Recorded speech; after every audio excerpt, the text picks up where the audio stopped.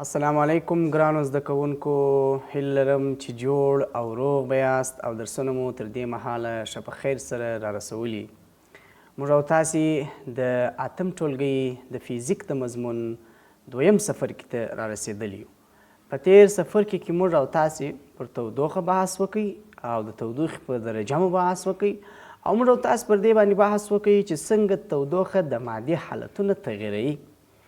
د کتاب دویم څپرکی پر دې باندې بحث کوي چې تودوخه په څه ډول له یو جسم څخه بل جسم ته انتقالیږي، یعنی د تودوخې پر انتقال باندې موږ او تاسې بحث کوو. ګرانو زده کوونکو، موږ او تاسې په تیرو درسونو کې ویلي وه چې تودوخه چې د ګرد عمر د ګرم جسم څخه تودوخه د ګرم جسم څخه د کم جسم خواته انتقال مومي. موږ وایو چې تودوخه د ګرم جسم څخه د ساړه یا د سوړ جسم وخواته انتقالیږي. دا عموما موږ او تاسې دا یوه خبره کړې وه. اوس ستاسو څخه زه سوال کوم چې د لمر څخه چې دا دومره تودوخه را روانه ده، دا په کومې طریقې سره مځکې ته را رسیږي؟ دا یو اول سوال چې د درس په شروع کې موږ او تاسې باید دا وروسته جواب کړو. بل سوال دا دی، تاسې به په ورځني ژوند کې مثلا یو کاچوغه که چیرې تاسې اور ته ونیسئ یا فلزي میله تاسې اور ته ونیسئ، موږ او تاسې د اور سره دا سر په تماس کې نیسو مګر موږ او تاسې لاس سوځي، نو دا هم یو انتقال د تودوخې دی. نو موږ او تاسې به د دې جواب هم پیدا کړو چې دا فلزي میله څه ډول تودوخه انتقالوي. یا ځینې وخت تاسې په ژمي کې بخارۍ د کوټې په یو کونج کې کښېږدوئ، ټوله کوټې ته تودوخه رسیږي، ټوله کوټه ګرمه کړي. نو د دې انتقال په باره کې هم بحث کوو چې څنګه بخارۍ دا ټوله کوټه ګرموي. نو د تودوخې په درې ډولو انتقالونو باندې موږ بحث کوو. اوس په عموما کې موږ وایو تودوخه یا حرارت چې له یو جسم څخه بل جسم ته انتقالیږي، درې طریقې موجودې دي چې تودوخه انتقالوي. په هغوی کې یوه طریقه د هدایت یا د کنډکشن طریقه ده، بله طریقه یې د جریان یا د کنویکشن طریقه ده، کنویکشن طریقه ده، او دریمه طریقه یې تشعشع یعنی د شعاعو په واسطه باندې چې دې ته موږ راډیشن طریقه وایو. پر درې طریقو باندې موږ او تاسې بحث کوو. لومړۍ طریقه کنډکشن یا د هدایت طریقه. ګرانو زده کوونکو، د هدایت طریقه زیاتره وخت موږ وایو چې دا په جامداتو کې جامدات خپله تودوخه د هدایت په طریقې سره انتقالوي. راځئ یو تجربه کوو. تاسې دا یو فلزي میله فرض کړئ او دا هم موږ او تاسې د تودوخې منبع یا سرچینه ده. که چیرې تاسې دلته یو څو سنجاقونه مثلا د موم په واسطه باندې دلته وصل کړئ. مثلا دا سنجاقونه دي، تاسې د موم په واسطه باندې دغه سنجاقونه پر دغه فلزي میلې باندې وصل کړئ. کله چې موږ او تاسې دغه فلزي میلې ته تودوخه ورکوو، د تودوخې څخه چې کله یو څه وخت تېر سو، دغه سنجاقونه د دغه فلزي میلې څخه لویږي. ولې لویږي؟ په دې خاطر چې دغه موم ویلې کېږي، چې کله موم ویلې سول نو سنجاقونه لویږي. نو موږ وایو تودوخه له ا د نقطې څخه کومې نقطې ته انتقال سوې ده؟ بي نقطې ته انتقال سوې ده. تاسې پوهیږئ چې دا فلزي میله ده که یو بل ډول میله یي، ټوله اجسام د کوچنیو کوچنیو جسمونو څخه جوړ سوي دي، کوچنیو ذرات څخه جوړ سوي دي. دې ته موږ او تاسې اټمونه وایو. اوس نو کله چې تاسې تودوخه د میلې په دې سر کې ورکوئ، مثلا د میلې په دې سر کې موږ او تاسې هیټ یا تودوخه ورکړل، نو تاسې به وګورئ چې دغه اټوم ته موږ او تاسې انرژي ورکړله. چې مو ورکړل؟ انرژي. پوهیږو چې اټومونه دوې برخې لري. دا د اټوم هسته ده او د اټوم د هستې پر شاوخوا باندې موږ او تاسې چې لرو؟ مدارونه لرو. دا د اټوم پر شاوخوا باندې مدارونه دي او په مدارونو کې موږ او تاسې الکترونونه لرو. الکترونونه ګرد عمر د هستې پر شاوخوا باندې حرکت کوي. اوس نو کله چې موږ او تاسې دغه میلې ته تودوخه ورکوو، د دغه الکترونونو حرکي انرژي ډیریږي. تاسې به وګورئ چې د الکترونونو حرکي انرژي د دغه ذراتو د ډیریږي. الکترون نور هم تیز حرکت کوي. چې کله دی تیز حرکت کوي، په دا تیز حرکت کې دی انرژي و بل اټوم ته استوي. اول مثلا موږ تاسې دغه اټومونو ته انرژي ورکړل، دلته د دې حرکي انرژي بیخي ډیریږي، نو دغه انرژي دغه بل جسم ته هم انتقالوي. په څه خاطر چې د دې حرکي انرژي ډېره سول. نو اوس دا بیا په دا بل اټوم ته انتقالي. کله چې د دې حرکي انرژي ډېره سول نو دا یې بل اټوم ته انتقالي او دا یې هم بل اټوم ته انتقالي.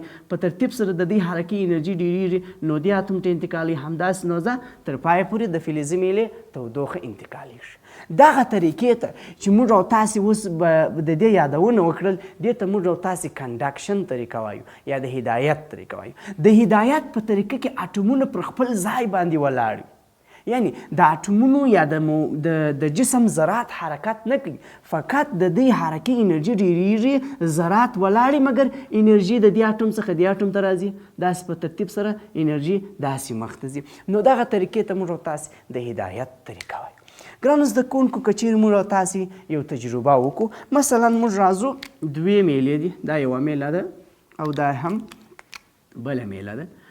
تاسو ګورئ که چیرې موږ او تاسې و دواړو ته تودوخه ورکو دغه یو تودوخه ډېره ژر انتقالوي مګر دغه بله میله چې د تودوخه ډېر کرار انتقالوي. نو موږ وایو اجسام د تودوخې د انتقال په سبب باندې مختلف ډول. ځینې اجسام تودوخه ژر انتقالوي، ډېره تودوخه انتقالوي، ځینې اجسام یې بیا نه انتقالوي. مثلا په دې کې موږ او تاسې فلزات لرو. فلزات تودوخه ډېره ژر انتقالوي مګر که چیرې موږ او تاسې پلاستیکي اجسامو ته وګورو، پلاستیکي اجسام تودوخه نه انتقالوي، که انتقالي هم ډېره کم تودوخه انتقالوي او ډېر کرار تودوخه انتقالوي. راځو ګرانو زده کوونکو د تودوخې دویمه طریقه چې موږ او تاسې وایو هغه د جریان طریقه ده یا د کنویکشن طریقه ده. دا طریقه موږ او تاسې په مایعاتو کې وایو. مایعات تودوخه د جریان په طریقه باندې انتقالوي او یا هم موږ او تاسې په غازاتو کې دا طریقه وایو، مایعات او په غازات. د دې دپاره موږ او تاسې یو تجربه کوو چې څنګه مایعات او غازات تودوخه انتقالوي. تاسې وګورئ دا یو لوښی دی، په دې لوښي کې یا مایع ده یا غاز دی، فرق نه لري چې هر شی تاسې فرض کوئ. اوس په دا کې تاسې وینئ دا د مایع یا د غاز اټومونه دي چې کله موږ او تاسې تودوخه و دغه لوښي ته ورکړو نو تاسې پوهیږئ چې دغه مایعاتو یا د غازاتو د اټومونو حرکي انرژي ډېرېږي. کومه انرژي ډېرېږي؟ حرکي انرژي. نو مثلا دا یو څو اټومونه دي چې کله موږ او تاسې تودوخه ورکړو دوی تودېږي، معنا حرکي انرژي یې ډېره سول. راته وایاست موږ ویله په تېرو درسونو کې چې حرکي انرژي ډېره سي انبساط رامنځته کېږي، دغه مالیکولونه سر ته ځي. راته وایاست تودوخه په زیاتېدو سره دا مالیکولونه حرکي انرژي خو ډېره سول، نو اوس دا مالیکولونه راځي وسطې ته راځي. دا مالیکولونه ولې سطحې ته راغله؟ په دې خاطر چې موږ تاسې تودوخه ورکړل، حرکي انرژي مو ډېرې کړل، کثافت یې کم سو. کثافت چې کم سي ګرد عمر هغه جسم د مایع و سر ته راځي. نو د دې کثافت کمیږي، دا مالیکولونه د دې ځای څخه ځي. نو دغه نور مالیکولونو خو کثافت ډېر دی، دا مالیکولونه د دې ځای څخه راځي دا ځای نیسي. بیا موږ او تاسې و دې مالیکولونو ته تودوخه ورکوو نو دا مالیکولونه چې دي د دې ځای څخه انتقالېږي، تودېږي، حرکي انرژي پیدا کوي، کثافت یې کمیږي. نو په ترتیب سره دا مالیکولونه ځي بیا سطحې ته، دا مالیکولونه هم سطحې ته راځي، نور مالیکولونه د دې ځای نیسي. نو دلته بیا موږ او تاسې وایو د جریان په طریقه کې د غازاتو او د مایعاتو مالیکولونه خپل ځای ته تغیر ورکوي. ولې تغیر ورکوي؟ د دې حرکي انرژي ډېرېږي، کثافت یې کمیږي، نو واضح خبره ده چې دوی سر ته راځي، هغه درانه پاتېږي، هغه بیرته لاندې راځي، هغه تودېږي. دغه طریقه نو داسې ادامه لري. نو دغه طریقې ته چې د مایعات ځای د ذراتو ځای تغیر کوي دې ته د کنویکشن یا د جریان طریقه وایي. موږ او تاسې په لومړي سر کې سوال وکړئ چې بخاري څنګه ټوله کوټه ګرموي. بخاري د کوټې په یو ځای کې ږدو مګر ټوله کوټه ګرموي. هغه په دې خاطر تاسو ګورئ دا بخاري ده، مطلب د بخاري څخه تودوخه تولیدېږي، تودوخه پکښې رامنځته کېږي. اوس وګورئ ګرانو زده کوونکو دلته موږ او تاسې د هوا مالیکولونه لرو. څه شي لرو؟ د هوا مالیکولونه لرو. دا ټوله کوټه چې ده په دې کې کاربن ډای اکساید او اکسیجن دا غازات موجود دي. اوس نو کله چې موږ او تاسې وایو دا بخاري ده، د بخاري سره نږدې چې کوم مالیکولونه دي دا مالیکولونه تودېږي، یعنی انرژي د بخاري څخه و دغه مالیکولونو ته ځي. نو د دې دا مالیکولونه نور انرژي حاصله کړل. هر مالیکول چې انرژي حاصله کړي د غازاتو هغه حرکي انرژي بیخي زیاتېږي، او حرکي انرژي چې زیاته سول موږ او تاسې وایي د دې کثافت کمیږي. څه شي کمیږي؟ د دې کثافت. اوس نو د دې کثافت چې کم سو، حرکي انرژي ډېره سول، نو دا مالیکولونه د دې ځای څخه بالا حرکت کوي.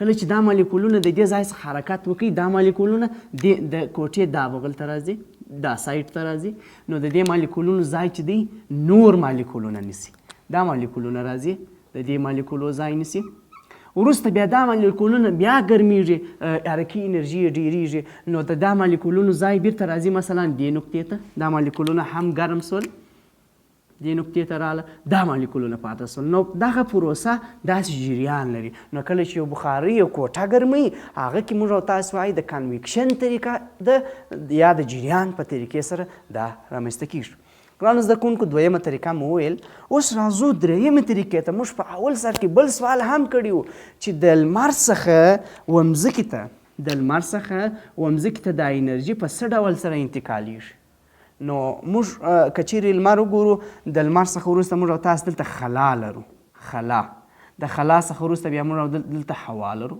نو اوس تاسو ګورئ په خلا کې په خلا کې هېڅ مالیکول نشته چې مالیکولونه حرکي انرژي د لمر تودوخه ومځکې ته را انتقال کړي نو دلته سوال پیدا کېږي چې په کنویکشن کې هم ذرات موجود وه په کنډکشن کې هم ذرات موجود وه نو دلته خو بیا خلا ده په خلا کې هېڅ ذرات نه دي موجود نو موږ وایو د لمر څخه کومه تودوخه چې مځکې ته رارسیږي هغه د شعاعو په واسطه باندې رسول کیږي د چا په واسطه رسول کیږي د شعاعو په واسطه نو په دغه خاطر دغه طریقې ته موږ تاسې د تشعشع طریقه یا د راډیشن طریقه وایو ګرانو زده کوونکو موږ تاسې د درس لنډیز موږ تاسې ویل چې تودوخه په دریو طریقو سره انتقالیږي د هدایت طریقه د هدایت طریقه د حرارت داسې انتقال چې د مادې ذرات د موقعیت تغییر ونه کړي د مادې د ذراتو موقعیت تغییر نه کوي فقط حرکي انرژي ډیریږي نو انرژي له یوې ذرې څخه بلې ذرې ته اوړي په دې کې د ذراتو موقعیت تغییر نه کوي بله طریقه موږ تاسې د جریان طریقه وویل د جریان طریقه د حرارت داسې انتقال ته وایي چې د مادې د ذراتو موقعیت تغییر وکړي موږ ویله چې ذرات ګرمیږي دا وسطې ته ځي نور ذرات راځي هغه ګرمیږي دا بیا سطحې ته ځي نو دې ته موږ تاسو د جریان طریقه ویل د هدایت او د جریان د طریقې فرق دا دی چې د هدایت په طریقه کې ذرات تغییر نه کوي موقعیت او د جریان په طریقه کې د ذراتو موقعیت تغییر کوي د هدایت په طریقه کې جامدات تودوخه انتقالوي مګر د جریان په طریقه کې مایعات او غازات تودوخه انتقالوي او درېیمه طریقه موږ تاسو د راډیشن یا د تشعشع طریقه ویل چې د حرارت داسې انتقال چې هغه د وړانګو په واسطه باندې انتقالیږي ګرانو زده کوونکو دا اوس موږ او تاسې د نن ورځې درس په دې درس کې موږ او تاسې د کتاب د دویم صفر کې پر د حرارت پر انتقال په دریو طریقو باندې مو بحث وکړئ تر راتلونکي درس پورې مو پر الله پاک سپارم